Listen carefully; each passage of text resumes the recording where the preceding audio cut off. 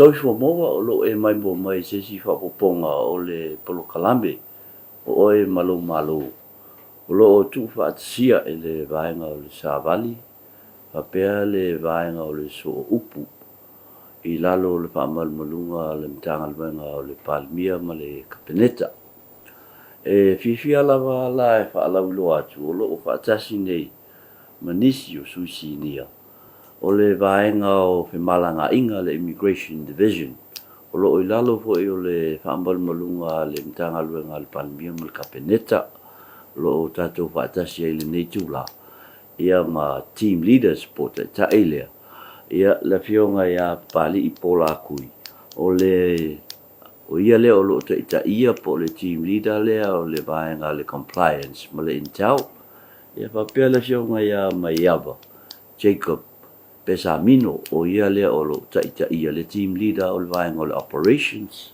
ma lo le se fua e lua fionga pa ftai le whaavno mai o le lua taipi ja malo so fua nai ja to fa malo tato to fa malo le nga leo le tua o nei la le tato te fa so ai foi tu langa lo yai nga luenga foi le tu o to vine ai ve foi never no eu follow fama fa ta lo fa tu foi ja e fa fon ta po mai su tato tu no ja so se ta fa le la langi ya mai so sa monei ma lo le so fo mo ma lo le langi mama le tatou fai mea whangasolo ia atonu le sini po le autu o le nei whatatal noanga o le malienga fo le ana sa inia talu ai nei i nei Samoa i le vale o malo e lua saina ma Samoa le hata saini lima ia le ampasao saina e lofa mautu Samoa nei a Fing Mei Sing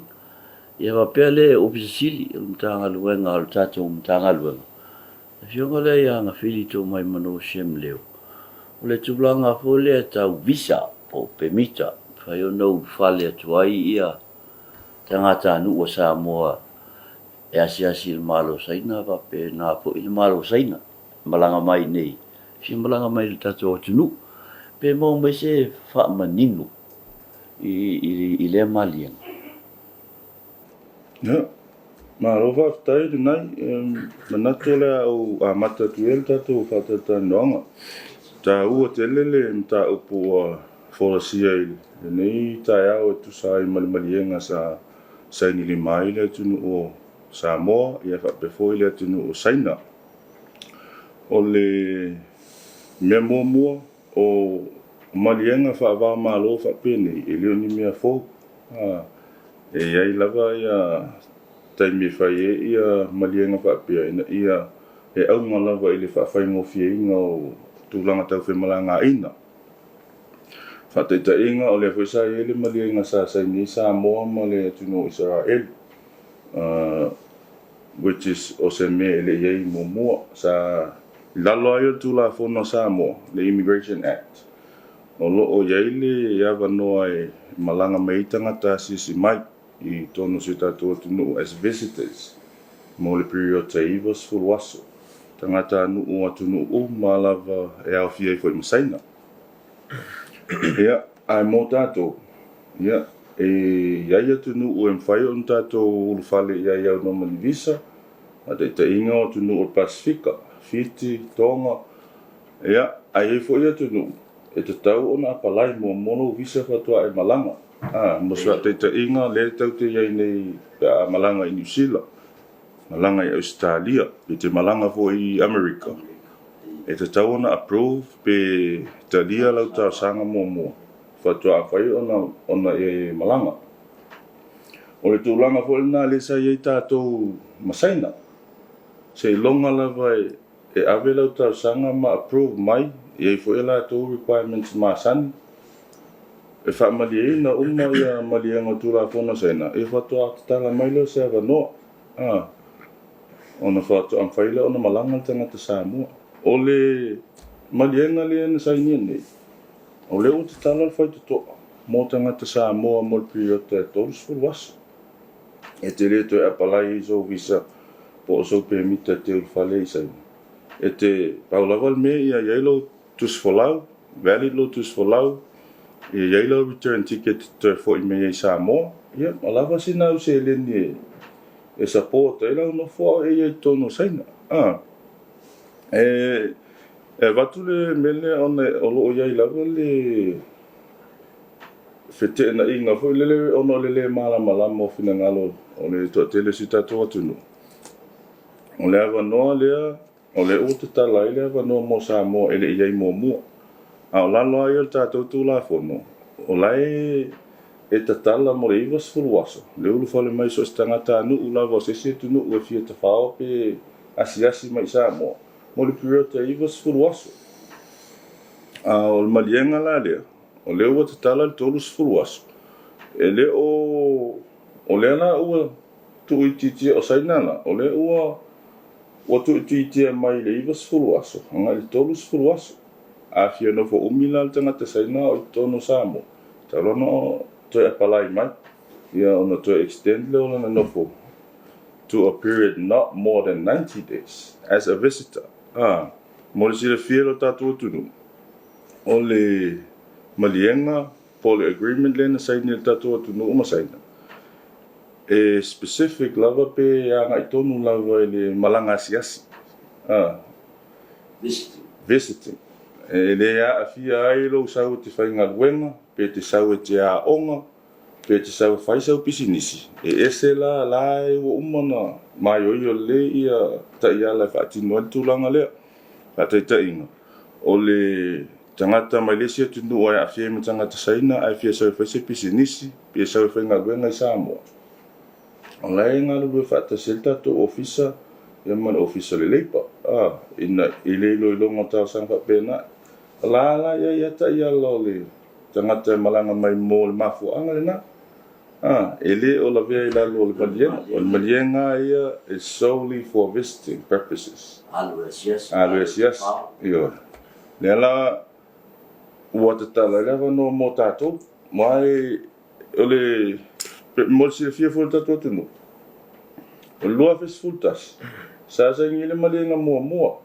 Sa mawhai ona te tala mo tangata e whaongaina le diplomatic passport. Tangata Samoa. Ma le official passport. Tangata e alanga malanga ona o mafuanga wha le malo. Lela sa mawhai a ona malanga i saina i tosulu aso. E noa ma se visa e tawa palaia. Ai a malanga le tangata anu o Samoa e alunga i te whao. Lai ilonga ordinary passport la moana. E apalai la i le ampasa o saina le visa mwhai o nā matutongi le lona tak. O le malienga lea. O le ua te tala i mo tangata malawa. Tolu sifuru aso. Mwhai e malanga i te siasi saina. Which is more le vavai fo. O se le ngatan whai ngō fia o whi malanga inga. O se awa noa o le ua te tala i o tato tangata o tato atunu. E au tilo po angi opportunities for development, for investment. Tulanga mwhapena, ila fo ia tunu. Yo, iso tangata leo ona o walaulia po ia mai malo seina e atu mo tulanga tau a onga mo whai Jamie Pupu. E tele na malanga inisio o lau whainga luenga le ngate, lau whainga luenga le malu. Ia wape po ia au whainga luenga business tu mo oti. Iyo, o le ewa noa na lo mwhai anta tala i lalo malienga lea. Ai mo saina i leo mai Samoa. O lo uma o nei i lalo le tātou tū la whono. Le ulu whare mai tangata luafe, mare wha, lea na to e lau li liu nei li luafe, lua se fulu. Ia, e i le whaatananga mwhai, o ulu whare mai asi mo le periota i basfulu aso. Ia, lea la ua wha ngā nei la malienga lea. Lea la ua toi tu umai lalo tolu sifuru aso. Ia le anga wa o tangata anu sa. Se i wanga nā, mo tau sanga mai to extend. Ai tā ua o le tuutuunga, ia valet lau tusifulau. Ma ia iei sau se eleni, ma iei fui lau ticket e te toi fo iei saini. Tā ua ia le mene o sau no ia nanai. O le malienga ia. E le o komeki. O le malienga le ua te tala le awa noa. Ai e fua i lunga le whaamaliaina o mana o mianga o tūla fono le office of malanga inga. I Samoa nei, ia masaina.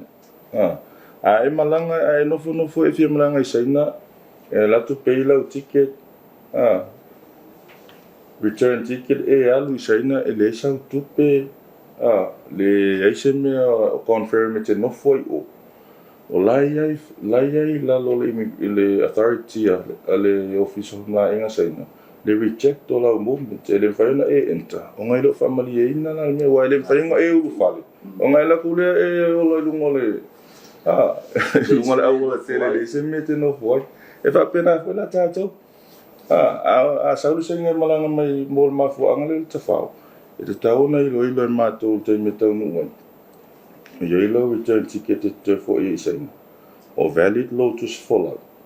O ye sau tupe lava la tupe support ile o confirm ya la accommodation e subject umana le fanga yo ino le malienga po le agreement le family ino requirements tato le office of malanga ino a pena fo i isi officer nga lue va lua mo tato officer pe tutem a faia te u fale mai a mai se o le saina o le wa mo faione u fale mai lalo le agreement a e sa mai se fola fa saina po o se fana po se o la e malo si ango tato tu la fono ki te mala to te va fo il te mata le pe moli e se tau fa mam la mangal na mo le si la fia se tato o tu no ona le pe o tau va o tau lang lang a e pinanga lonis ya o le atu sau no le ai le o ese tulanga pe le atu sau no asaina o mai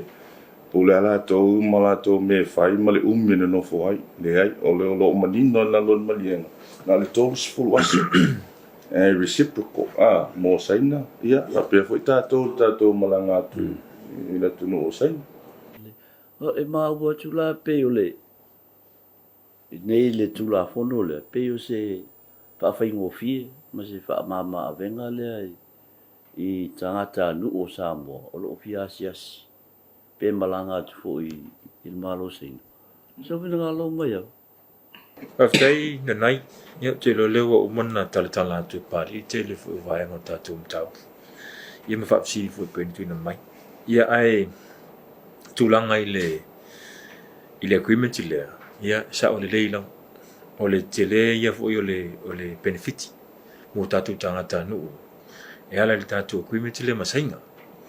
Ia se o tam faila fa mtata la tu vai nga te loa e o le benefit na mo tangata nu Samoa mo e wai tatu tangata nu Samoa ia o tiri le fuan no fo ia ni so tatu tangata nu uma tangata mai la tunu saina vai pisingisi e le taimi fi malanga i tatu tangata nei i saina ia e o fo ia si saina wa wai fu la tu pitanga i saina o le vanola le visitor faule le visitor le agreement le le mo le vanoa e na no tutonga pasisi on me ia meet ia entry requirements o le tunu o sainga longo winga o le a mo fa fingo fie mo tatu tangata Samoa fio e si a inga ia mesi foi ia on finga fa tau ia o le swing pen fitile ia le turanga le o tatu agreement le ia mo pe na ta o foi mo short trainings foi ia o wai tatu tangata so fingo fie la tonu torsu aso ia e malanga i tatu official trips nga e o ye fa peona fa tonu ina nai manaonga nei ia o lo ye fo ia tatu ia to tele la fa singisi fo bo fa tau mai o lo mai sing pio le tulanga va no fo ile o ye negotiate ia va no fo ile one opportunities fo ia fa nga pa singisi fa penga fa ile trading o lo me pena tolu aso te alua i whatau tai ia mana onga nei. E penge whiki e la tatu atunu ufo e tulanga na. O le si vanga muli tu mina e tauna o le tā ua mantua fo. O le tu risi le ia tatu. E tā ua tele. O le malanga mai fo i lau tanga te o mai. E la e maula vanon nei o mai e tu risi. Mai le ia whaatau sa mo i tatu o loa. Ia ma asiasi fo i tatu hotels ma tatu tā whanga ma tu lau pena. Whaalu tu pe tu risi. o le lai mo mai foi lan pen fitina mo tato pe ole nei vanga na fe ona oto atu e fa mta talai le ta ua te le le bonole ia pe fu na ta ua pani le to te wa pale se visa le ka wa tongi se fi e te alwa e le wa mau le ta tu free entry le to su waso to te maranga sa oi i sainga e fa tau nu ia mana onga foi pe ona ta tu anga va ai tu langa nai ta wa foi ia ta tu ku mi sainga pe mau atu o tu la fono fo io fi malanga inga e wa leva na i tu la fono ia o le o malu pui pui ai ma baba ai le fale mai o tanga ta fa mai mo mai fa fo ia a tonu o mo manino ai le ta up ne te o ye se sim ta up pa o ilunga le tulanga le tau i le malienga le o sai ni nei ya